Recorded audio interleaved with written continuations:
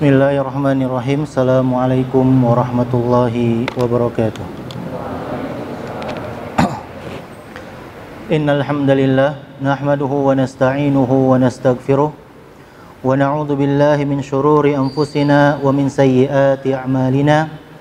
May yahdihillahu fala mudilla lahu wa may yudlil fala hadiyalah.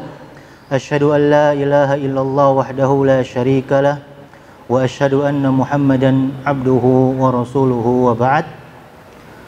Kaum muslimin yang dirahmati oleh Allah Subhanahu wa taala, kita melanjutkan pembahasan yang sudah kita laksanakan di Sabtu minggu kemarin, pembacaan kitab Aqidah Al-Muzani, Syarhus Sunnah Al-Muzani. Di pertemuan pertama kita sudah membahas bagaimana gigihnya Imam Syafi'i dalam menyebarkan akidah yang benar, dan bagaimana pula murid-murid beliau dari generasi ke generasi senantiasa berusaha mengajak kaum muslimin untuk berpegang teguh kepada akidah Ahlus Sunnah wal Jamaah. Yang salah satunya sudah kita bahas, yaitu adalah Imam Al-Muzani. Siapa nama beliau? Abu Ibrahim Ismail bin Yahya Al-Muzani. Kalau panjangnya Ismail bin Yahya bin Ismail bin Amr bin Muslim Muzani Al-Misri, dari kabilah Muzainah, kabilah Arab Muzainah. Kita sudah selesai menjelaskan biografi Imam Al-Muzani, bagaimana kegigihan beliau dan keilmuan beliau dan juga ketakwaan beliau. Selanjutnya kita akan membahas tentang kenapa kitab ini ditulis. Apa alasannya? Dalam kitab ini, mungkin yang punya kitabnya bisa dibuka di halaman 38. Disebutkan ada riwayat yang dibawa oleh Ali bin Abdullah Hulwani. Ali bin Abdullah Hulwani ini menceritakan kejadian dia dengan beberapa sahabatnya di Torablus, Tripoli. Kalau diterjemahkan Tripoli, Torablus. Yaitu apa yang terjadi? Yaitu ketika beliau dengan sahabat-sahabatnya di situ sedang berdiskusi, bermuzakarah, berdiskusi dengan agama, dengan membahas tentang akidah, syariat dan sebagainya. Sehingga dari diskusi yang panjang tersebut sampai mereka itu menceritakan tentang para imam, membahas imam fulan, akidahnya seperti apa dan sebagainya, sampai pada satu kesimpulan diceritakan tentang Imam Al-Muzani. Ketika membahas tentang Imam Al-Muzani, ketika itu hadirin yang hadir di situ, karena emang diskusinya menarik, jadi banyak orang yang hadir, berbeda pendapat. Ada yang mengatakan bahwa Al-Muzani ini akidahnya tidak bagus. Kenapa tidak bagus? Mereka mengatakan bahwa salah satu pemahaman Al-Muzani karena beliau meyakini bahwa Al-Quran itu makhluk. Yang kita tahu bahwa ketika itu pada zaman Imam Syafi'i dan zaman Imam Ahmad, kita tahu bahwa tentang fitnah khalqul Quran, bahwa Al-Quran itu makhluk. Banyak sekali para ulama ketika itu dipaksa untuk mengakui pemahaman tersebut. Ada yang borgol dari kampung halamannya menuju Baghdad, dicambuk dan dipaksa hanya untuk mengakui pemahaman tersebut. Nah, sebagian yang lain mengatakan bahwa tidak, Imam Al-Muzani tidak seperti itu. Beliau adalah ahlu sunnah. Sehingga ribut orang itu, ribut. Wah, ada yang mengatakan iya, tidak, iya. Sehingga di situ sepakati bahwa ya udah, kita akan mengirimkan surat sebagai bentuk konfirmasi kepada Imam Al-Muzani, apa sih akidah yang beliau pahami dan apa yang beliau pahami tentang akidah Ahlussunnah wal Jamaah. Maka jadilah kitab yang kita akan kaji kaji ini. Jadi sejatinya kitab ini adalah jawaban dari surat yang dikirim oleh beberapa orang kepada beliau. Selanjutnya kita akan masuk ke dalam matan dari syarah syarah Aqidah Al-Muzani. Di sini Imam Al-Muzani dalam membuat kitabnya atau Syarhus Sunnah dimulai dengan kata Bismillahirrahmanirrahim. Beliau menulis asamanallahu wa iyyakum bittaqwa wa waffaqana wa iyyakum limuwafaqatil huda amma ba'd. Dengan nama Allah yang Maha Penyayang, pemberi rahmat dan yang tidak henti, semoga Allah melindungi kita semua dan kalian untuk membimbingnya dalam menuju petunjuknya. Di sini Imam Al-Muzani dan juga para ulama yang lainnya ketika menulis atau ingin melakukan sesuatu senantiasa dimulai dengan kata Bismillah. Baik itu Imam Al-Muzani ataupun kitab-kitab yang lain, kita lihat dimulai dengan Bismillah. Ini adalah kebiasaan yang dilakukan oleh umat Islam. Kenapa bisa seperti ini? Imam Al-Muzani mengikuti petunjuk yang sudah dilakukan oleh Rasulullah Shallallahu Alaihi Wasallam ketika beliau menulis surat kepada para raja ataupun kabilah-kabilah yang lainnya, dimulai dengan kata Bismillah. Seperti misalnya kepada Herakla atau Heraklius, dimulai Bismillah min Muhammad bin Abdullah dan sebagainya. Begitu dalam Al-Quran kita dapati bahwa semua ayat Al-Quran itu diawali dengan Bismillah, kecuali dengan surat apa? Al-Bara'ah atau At-Taubah. Ini menurut para ulama. Terus selanjutnya menurut para ulama, kenapa Imam Al-Muzani memulai dengan Bismillah juga adalah untuk mendapatkan pertolongan Allah Subhanahu wa Ta'ala. Dengan apa? Dengan mencantumkan nama-nama dan nama-nama Allah Subhanahu wa Ta'ala. Bismillah. Dan juga untuk tabarruk, mendapatkan keberkahan dari apa? Dari apa yang akan ditulis oleh beliau. Dari ini kita akan bahas tentang apa itu Bismillah. Kenapa, betapa pentingnya Bismillah dalam kehidupan kita sebagai seorang Muslim. Setiap ulama senantiasa memulai kalimatnya dengan Bismillah. Di sini para ulama mengatakan, ketika tulisan diawali dengan Bismillah, ini maksudnya adalah menunjukkan bahwa dengan nama Allah aku menulis kitab itu. Bismillahi aktub. Ada yang terhapus. Itu apa? Kalimat aktub, menulis. Jadi apa? Imam Al-Muzani berkeinginan bahwa semua tulisan yang akan beliau tulis senantiasa bergantung dan memohon pertolongan dan barokah kepada Allah Subhanahu wa Ta'ala. Dengan apa? Sini ada Allah, yaitu apa? Nama apa itu Allah? Zat yang harus disembah dengan penuh kecintaan dan keagungan. Di sini juga ada Ar-Rahman dan juga Ar-Rahim, yaitu apa? Bagaimana nama Allah yang khusus hanya dimiliki oleh Allah Subhanahu wa Ta'ala, yang mana hamba atau seorang muslim tidak boleh menggunakan nama dari nama-nama Allah Subhanahu wa Ta'ala. Kenapa? Ini adalah khusus buat Allah Subhanahu wa Ta'ala. Yang mana Ar-Rahman adalah mempunyai arti bahwa kasih sayang Allah maha luas, yang semua makhluknya mendapatkan rahmatnya, baik itu yang beribadah ataupun yang bermaksiat, baik itu yang suka sholat ataupun yang suka maksiat. Semuanya diberikan oleh Allah Subhanahu wa Ta'ala. Semuanya sama diberikan oleh Allah Subhanahu wa Ta'ala, tidak pandang bulu.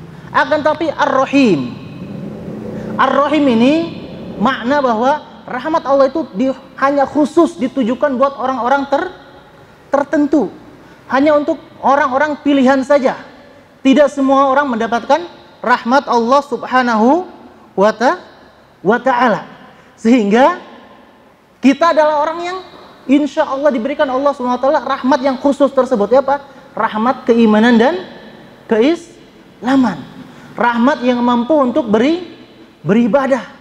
Ini yang paling utama daripada Ar-Rahman hanya mungkin rizki yang semua juga pasti mendapatkan. Walaupun tiap orang mempunyai tingkatan-tingkatan sendiri. Kata Ar-Rahim juga ini menunjukkan bahwa karunia Allah itu sangat besar buat kita.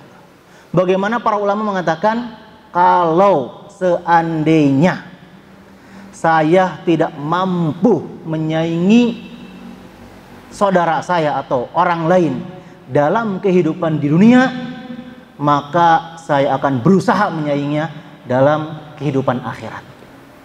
Mungkin dari kita tidak akan sama.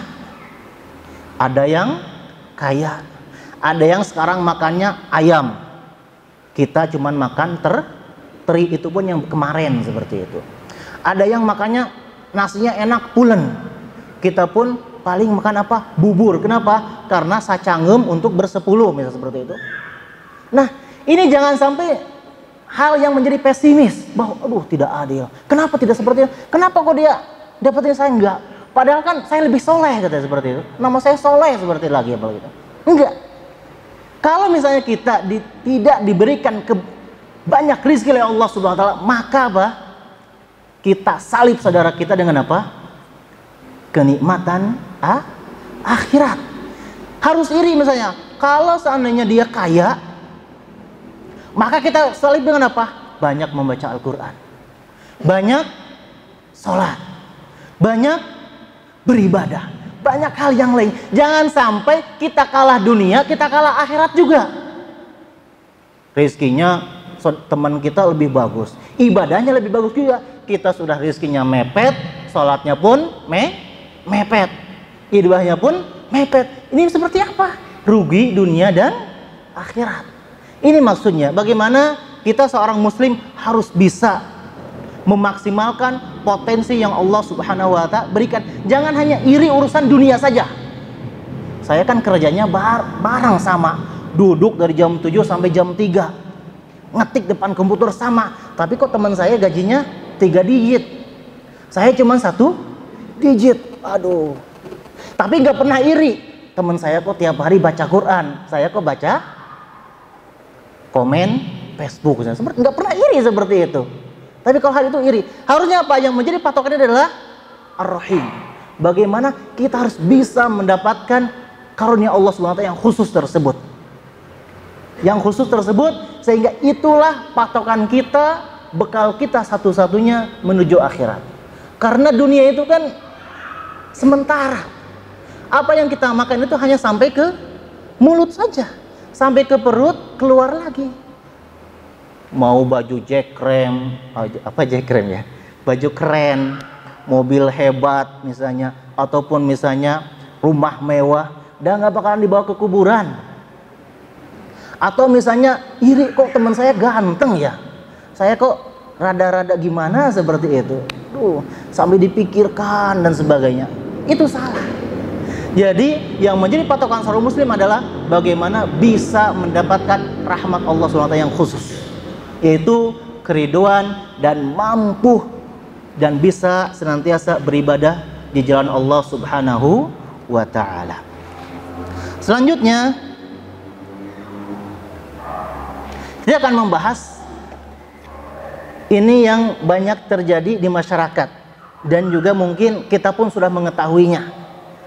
Apakah bismillah itu bagian dari Al-Fatihah ataupun bukan? Mengatakan Al-Fatihah atau bukan?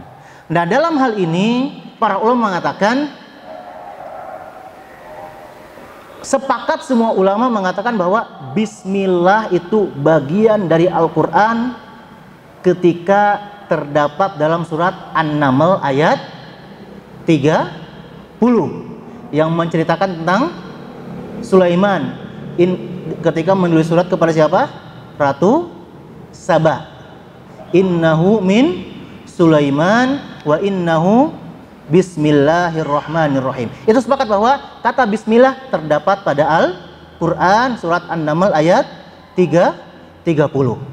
Dan juga semua ulama sepakat bahwa kata bismillah tidak terdapat di surat At-Taubah. Di surat At-Taubah, yang mana surat At-Taubah itu menceritakan tentang orang-orang munafik yang dimulai tidak dimulai bismillah tapi langsung bara'atum minallah. Para ulama mengatakan kenapa tidak dimulai bismillah? Ini adalah sebagai bentuk penghinaan buat mereka, orang-orang munafik. Dan kalau seandainya dimulai bismillah, jangan sampai adalah bentuk penghormatan buat orang-orang munafik. Kemudian selanjutnya, apakah bismillah tersebut termasuk dari bagian surat Al-Fatihah ataupun bukan? Di sini para ulama pendapatnya terbagi menjadi dua pendapat. Yang pertama adalah Al-Fatihah termasuk bismillah termasuk dari bagian dari Al-Fatihah. Pendapat yang kedua, bismillah itu bukan dari bagian Al-Fatihah. Kenapa? Kata mereka, bismillah bukan dari bagian Al-Fatihah disebabkan karena dalam ayat selanjutnya, Alhamdulillahirrahmanirrahim, ada pengulangan. Yang mana kalau saya dimulai bismillah lagi, maka itu pengulangan yang sama. Itu yang kedua adalah pembagian Rasulullah SAW. Alasan yang kedua adalah pembagian Rasulullah SAW ketika membagi Al-Fatihah menjadi 7 ayat. Dan beliau dimulai dengan Alhamdulillah, tidak dimulai dengan Bismillah. Dan itu adalah sebagian dari alasan para ulama. Adapun kita bagian dari Al-Fatihah ataupun bukan, kita tidak perlu repot-repot, apalagi sampai ribut, sampai misalnya istri suami marah-marah gara-gara masalah Al-Fatihah. Yang penting prakteknya bahwa dalam kitab sholat kita mengikuti petunjuk Rasulullah SAW, apakah dijaharkan ataupun secara sir. Selanjutnya, apakah bismillah termasuk dari ayat dari surat-surat selain Al-Fatihah atau bukan? Di sini juga para ulama berbeda pendapat. Ada mengatakan bismillah termasuk dari ayat surat-surat yang lain. Kenapa? Setiap Al-Quran dimulai dengan bismillah. Ulama yang lain mengatakan bismillah bukan bagian dari ayat dari surat-surat dari selain Al-Fatihah. Kenapa? Kata para ulama, karena yang mengatakan bahwa itu bagian dari surat, dari ayat dari surat selain Al-Fatihah adalah ketika Allah Subhanahu wa taala menurunkan surat Al-Kautsar, Allah Subhanahu wa taala memulai dengan Bismillahirrahmanirrahim. Apa surat Al-Kautsar ayat pertama? Inna a'tainakal kautsar. Dan bulan bismillah. Akan tapi ulama yang berpendapat bahwa itu bukan dari bagian surat, bukan ayat dari surat tersebut adalah ketika Allah Subhanahu wa taala menurunkan surat Al-Alaq ayat 1 sampai 5, Iqra bismi rabbikal ladzi khalaq, itu tidak dimulai dari bismillah. Ini adalah sekelumit tentang bismillah dalam Al-Qur'an. Selanjutnya, kapan kita membaca bismillah? Kapan kita membaca bismillah? Secara umum para ulama mengatakan setiap kebaikan, baik itu perkataan ataupun perbuatan, sebaiknya dimulai dengan bismillah. Dan juga para ulama banyak menjelaskan tentang di mana tempat-tempat harus membaca bismillah. Banyak sekali, belasan bahkan puluhan tempat. Salah satunya mungkin kita akan bahas adalah yang kita tahu sebetulnya itu harus dimulai bismillah. Tapi karena kadang lupa, kadang juga ada nafsu yang sebagainya, sehingga terlupakan baca bismillah apa? Ketika hendak makan. Ketika hendak makan. Mungkin sebagian kita tahu bahwa bismillah itu ketika makan itu harus bismillah. Tapi sebagian dari kita kadang lupa. Apalagi ngelihat udah makanan enak. Aduh, udah lupa bismillah, langsung lahap semuanya seperti itu. Nah, Ini para ulama katakan ketika makan hendaknya bismillah. Kenapa?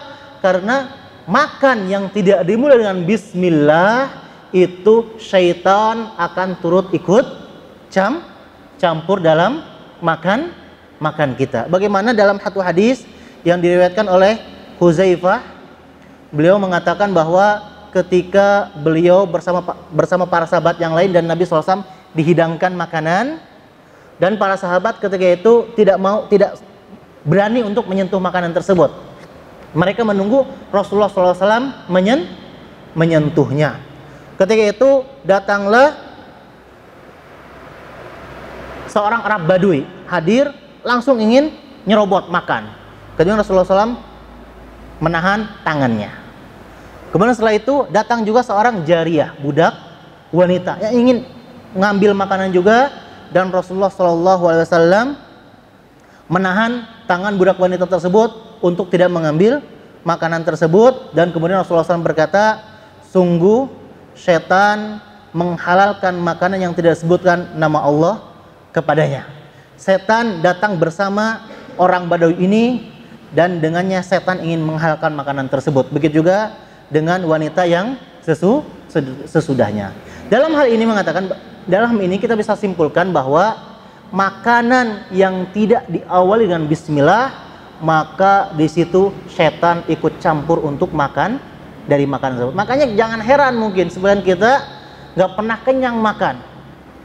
Nyiuk, wah 1, 2, penuh ini, piring itu penuh, lauk penuh. Pas dimakan, kok dikit ya seperti itu. Ngambil lagi, penuh lagi, makan. Itu mungkin salah satunya adalah kita tidak membaca bismillah, ataupun mungkin lapar juga seperti itu. Mungkin lapar juga. Tapi kan kita harus senantiasa membiasakan membaca bismillah. Selanjutnya, kapan kita membaca bismillah? Ketika kita lupa membaca bismillah ketika awal makan. Jangan sampai udah makan, udah sepiring, 2 piring, aduh kalau lupa baca bismillah, udah serah makan lagi seperti itu. Enggak. Ketika kita lupa membaca bismillah ketika makan, maka ketika kita ingat, kita baca bismillah. Hadisnya apa? Ada salah seorang yang diriwayatkan oleh Umayyah bin Mihsan. Beliau menceritakan seorang yang makan tanpa membaca bismillah, makan lahap seperti itu sampai suapan terakhir. Ketika mau nyuap, aduh, belum baca bismillah ini. Setan sudah botram sama saya tadi seperti itu. Maka di suapan akhir mengatakan bismillah awwaluhu wa akhiruh. Ketika itu Rasulullah SAW tersenyum melihat perbuatan orang tersebut, dan para sahabat bertanya, "Ya Rasulullah, kenapa Anda tertawa?" Kata beliau, ketika orang tersebut makan, setan ikut nimbrung makannya. Sampai ketika dia menyebut bismillah, setan memuntahkan makanan yang sudah masuk ke dalam perutnya. Berarti apa? Ini adalah salah satu penahan kita dari setan. Selanjutnya, kapan kita melakukan bismillah, membaca bismillah adalah ketika kita ingin menyembelih hewan. Itu pun hewan yang disyariatkan oleh Islam untuk disembelih saja. Maka ketika itu kita disyariatkan untuk menyembelih dengan membaca bismillah. Tidak semua hewan. Ada hewan-hewan yang bangkainya pun halal untuk dimakan, tidak perlu repot untuk membaca bismillah. Seperti misalnya kita tahu ikan, ada apa? Belalang, hidup ataupun bangkainya pun halal untuk kita. Tidak perlu dibacakan bismillah. Akan tetapi ketika hewan yang berdaging seperti kambing, sapi yang halal untuk dimakan, maka disyariatkan, diwajibkan untuk membaca bismillah. Terus bagaimana kalau kita mendapati daging-daging tersebut dan kita tidak tahu udah dibacakan bismillah atau tidak ketika disembelih?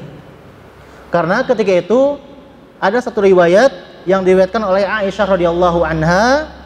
Ketika itu ada sekelompok orang yang mendatangi Rasulullah SAW mereka mengadukan kepada Rasulullah SAW bahwa mereka mendapatkan kiriman daging dari orang lain. Dan mereka tidak tahu bahwa daging tersebut sudah disembelih dengan nama Allah atau tidak. Karena sudah berbentuk daging dan tidak mungkin ditanya. Dan tidak mungkin ada videonya, ini waktu sembelihan dan sebagainya. Nggak mungkin. Zaman dulu, zaman sekarang pun repot seperti itu. Maka ketika itu Rasulullah SAW menjawab, Samullah alaih wa kulu. Ucapkanlah bismillah lalu makanlah. Dalam hal ini para ulama mengatakan bahwa kalau kita mendapati makanan di tengah-tengah kaum muslimin, maka kita tidak perlu repot-repot lagi menanyakan ini di bismillah atau tidak. Apalagi penjualnya misalnya berpeci, pakai jilbab, diinterogasi dulu, Bu, ayamnya disembelih baca bismillah enggak? Yakin baca bismillah? Iya yakin. Kayak gimana bismillah seperti itu? Sampai enggak perlu. Kita yakin insya Allah kita husnudzon dengan kaum muslimin. Apalagi sudah sampai berlebihan. Sehingga apa? Ada ikannya dibaca bismillah enggak, dipotong bismillah enggak misalnya seperti itu. Atau tempenya itu dibaca bismillah enggak ketika motong? Potongan kedua dibaca bismillah ya, ketiga dipotong bismillah enggak? Nah, kalau itu sudah terlalu berlebihan. Nah, kalau kita tengah kaum muslimin, maka kita tidak perlu sampai mengintegrasi. Cukup apa? Yakin bahwa kita husnudzon dengan semua kaum muslimin. Kecuali para ulama mengatakan kita berada di tengah-tengah orang-orang non muslim dan kita yakin bahwa tidak ada tempat penyembelihan yang sesuai syar'i, maka sebaiknya kita harus teliti apakah daging tersebut disembelih dengan syar'i ataupun tidak. Misalnya dapat daging impor dari India misalnya seperti itu, impor dari mana yang mana di situ mayoritas non muslim, maka kita harus yakinkan bahwa ini sesuai dengan syar'i ataupun tidak. Karena sebagian dari kita walaupun itu bagus sebetulnya, tapi terlalu berlebihan. Dia tidak mau makan makanan kecuali ada label halal MUI seperti itu. Maka ketika dia sodorkan papayis, dicari dulu, mana MUI-nya seperti itu. Nggak ada, nggak dimakan seperti itu. Cilok misalnya kan, mana ini MUI-nya seperti itu, kan nggak ada. Itu terlalu berlebihan, walaupun sebetulnya bagus untuk kehati-hatian, tapi jangan berlebihan juga. Sehingga apa? Kamu jangan makan ruang situ. Kenapa? Tidak ada halal MUI. Sehingga tukang karedok bingung bagaimana cara mendaftarkan label halal MUI ini. Tukang cilok, tukang cilor dan sebagainya. Yang ada apa? Rugi mereka. Sebelum dapat label pun sudah bangkrut dulu karena mengurus administrasi mungkin seperti itu. Nah, selanjutnya kapan lagi kita membaca bismillah? Adalah ketika kita memasuki rumah. Ini harus menjadi pembiasaan kita. Masuk rumah, ucapkanlah bismillah. Assalamualaikum. Kenapa? Kata Rasulullah SAW, apabila seorang laki-laki memasuki rumahnya, lantas ia menyebut nama Allah Subhanahu wa Ta'ala saat memasukinya, begitu pula saat ia makan, maka setan pun berkata pada teman-temannya, kalian tidak ada tempat untuk bermalam dan tidak ada jatah makan. Ketika ia memasuki rumahnya tanpa menyebut nama Allah, ketika memasukinya, setan pun mengatakan pada teman-temannya, saat ini kalian mendapatkan tempat untuk bermalam. Ketika ia lupa menyebut nama Allah saat makan, maka setan pun berkata, kalian mendapat tempat bermalam dan jatah makan malam. Ini adalah ketika seorang muslim masuk rumah dan tidak disebutkan bismillah, maka setan pun akan ikut bermalam. Dan efeknya apa? Besar. Ketika rumah tersebut dihuni oleh setan, yang menjadi negatif adalah malaikat akan menjauh. Mungkin bisa jadi kehidupan rumah tangga kita tidak harmonis, ataupun misalnya kita kok tidak nyaman di rumah. Mungkin salah satu adalah kita kurang bisa membiasakan mengucapkan bismillah ketika masuk rumah. Selanjutnya, menurut para ulama, yang harus kita biasakan adalah membaca bismillah adalah ketika menulis sesuatu atau mengerjakan sesuatu. Biasakan bismillah dengan cara apa? Kebaikan. Jangan sampai apa? Kebaikan tidak bismillah, keburukan bismillah. Aduh, gak punya uang ini. Ada uang GoPay ini, 5.000 di samping. Punya siapa ya? Nggak tahu. Bismillah. Jangan kebalik seperti itu. mudah-mudahan dengan bismillah jadi halal seperti itu kan. Bahaya itu, bahaya. Tapi apa? Ketika kebaikan, ucapan bismillahirrahmanirrahim, bismillah, berbuat, menulis, bismillah. Ini adalah salah satu dari bagaimana kita menyikapi kapan kita menggunakan bismillah. Di banyak tempat kita harus lakukan bismillah, bismillah, bismillah. Kebaikan. Seperti itu. Selanjutnya, aduh sudah habis ya sebetulnya. Mungkin karena sudah jam 1 pas, kita tutup saja sampai di sini. Mudah-mudahan kita akan masuk ke pembahasan inti dari kitab yang akan kita bahas ini. Kita tutup dengan doa kafatul majlis. Subhanakallahumma wa bihamdika asyhadu an la ilaha illa anta astaghfiruka wa atubu ilaik. Assalamualaikum warahmatullahi wabarakatuh.